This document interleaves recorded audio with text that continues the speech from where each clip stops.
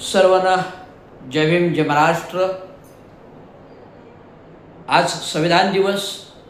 या संविधान दिवस पर महामानव जगविख्यात विश्वभूषण भारतरत्न डॉक्टर बाबासाहेब आंबेडकरांना कोटी कोटी प्रणाम, ज्यांच्यामुळे आज आमचा अखंड भारत अखंडित अबाधित आहे। देशसेवा, देश कायदा, महाराष्ट्र केंद्र शासन कायदे, महाराष्ट्र शासन कायदे, महाराष्ट्र सरकार या अधिकृत शासन नियमावलीनुसार सरकारे चालतात। परंतु हे अधिकृत सरकारे चालत असताना जेवढे काही महाराष्ट्र शासनाचे अध्यादेश जी आर असतात, या संपूर्ण जी आरांचं त्या जिल्हाधिकारी कार्यालय असो, नगर परिषद, महानगरपालिका असो, या सर्रास अध्यादेश जी आरांचे उल्लंघन होतात। सेवा शर्ती नियमावलीचे उल्लंघन होतात।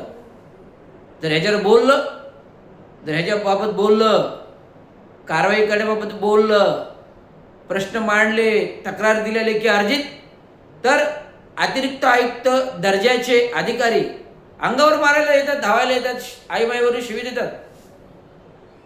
सदर ही घटना सर्वश्रुत आहे ठाणे महानगरपालिकेतील दिनांक 20 दुपारी 2 वाजता, दिनांक 20 दुपारी 2 वाजता मी 1 ते 2 या दरम्यानमध्ये ठाणे महानगरपालिका आयुक्तांच्या प्रतीक्षा कक्षालयात बसलो होतो।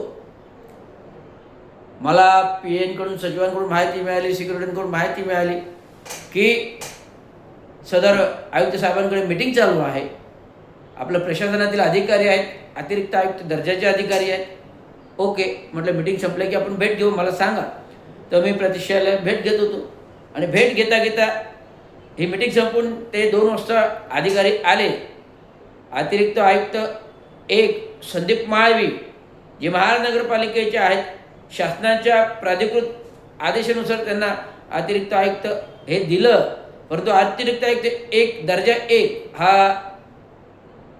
माननीय माजी मुख्यमंत्री आणि उपमुख्यमंत्र्यांच्या आशीर्वादाने, कारण ते उपमुख्यमंत्र्यांचे सचिव आहेत, म्हणजे ही वशिलेबाजीने 4 पदं त्यांच्याकडे आहेत।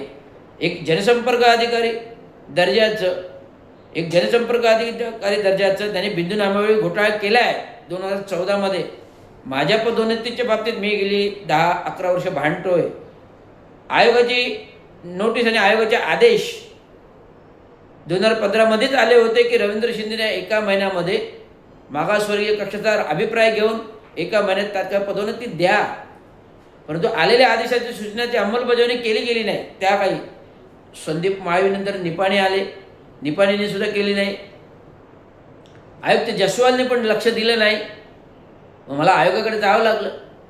पण दरम्यान जो कालावधी गेला 2019 मध्ये शासन मान्यता पद आल्यानंतर मला पदोन्नती 2019 मध्ये लागू झाली। म्हणजे आधीची 5 वर्ष फुकट गेली। म्हणजे गेली 10 वर्षे मी पदोन्नतीच्या बाबत अन्यायासाठी भांडतोय। आणि ह्या पदोन्नत्या जर 2014ला माझं पद होतं,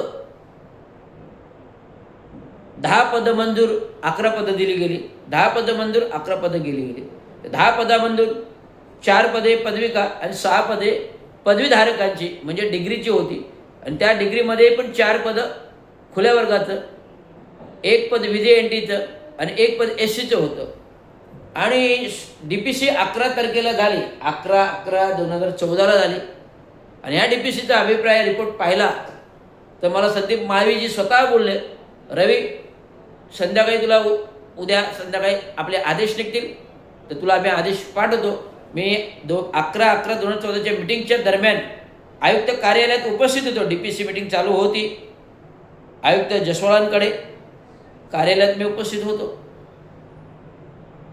जसवाल नव्हते, असीम गुप्ता होते। जसवाल 2015 मध्ये आले, 14 ते 15 असीम गुप्ता होते। असीम गुप्तांकडे DPC मीटिंग झाली। या DPC मीटिंगमध्ये जे काही पदकृत DPC मान्यता प्राप्त द्यायची होती, त्याच्यामध्ये जे काही 15-16 लोकांची नावं होती, त्याच्यामध्ये 8 लोकांच्या तर गंभीर चौकशा होत्या। बरोबर आहे, गंभीर चौकशा होत्या। आणि ज्या 11 लोकांनी दिलेला 11वा कोण नियमबाह्य दिलेला प्रमोद निंबाळकर. तर प्रमोद निंबाळकरला तर पद नव्हतं तरी 11वं पद गृहीत दिलं, ते पण शहर नियोजन अधिकारी. आणि पदोन्नती देताना निंबाळकरचा एकही गोपनीय अहवाल रिपोर्टमध्ये नाही. आणि DPC रिपोर्ट जर 2009ची सेवाज्येष्ठता यादीच मान्यता नाही तर DPC कमिटी अधिकृत होत नाही.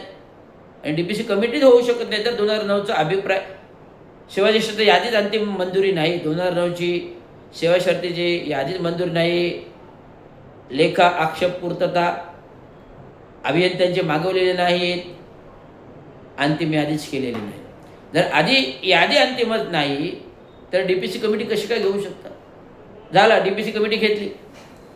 जी काही पदं अग्रेषित केली होती, ज्या लोकांची नावं होती त्या 8 जणांवर चौकशा होत्या. मग 3च लोक अधिकृत होते. मग बाकीच्या लोकांना पदोन्नतीमध्ये ग्राह्य करताना चौकशी कमिटीचा अभिप्राय अधीन राहून